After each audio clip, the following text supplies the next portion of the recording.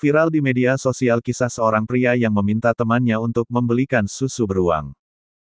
Diketahui, pria tersebut tengah menjalani isolasi mandiri setelah terpapar COVID-19.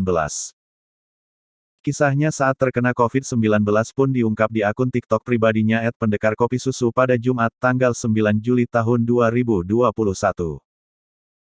Melalui videonya, akun @pendekarkopisusu bercerita tengah menjalani isolasi mandiri hari kedua setelah terpapar COVID-19 pada tanggal 7 Juli tahun 2021. Kemudian, ia meminta bantuan kepada temannya untuk membelikan susu beruang. "Nis entar sekalian beliin susu beruang pas ke sini," tulis akun @pendekarkopisusu melalui pesan singkat kepada temannya. Namun, saat temannya datang, hal tidak terduga yang membuat netizen tertawa terjadi. Temannya bukan membelikan susu beruang berkaleng putih, namun justru membelikan susu anak-anak bergambar beruang. Ia pun memperlihatkan susu anak-anak rasa coklat bergambar beruang yang dibelikan temannya. Sontak, akun @pendekarkopisusu yang mendapat susu tersebut pun tidak habis pikir dengan tingkah temannya.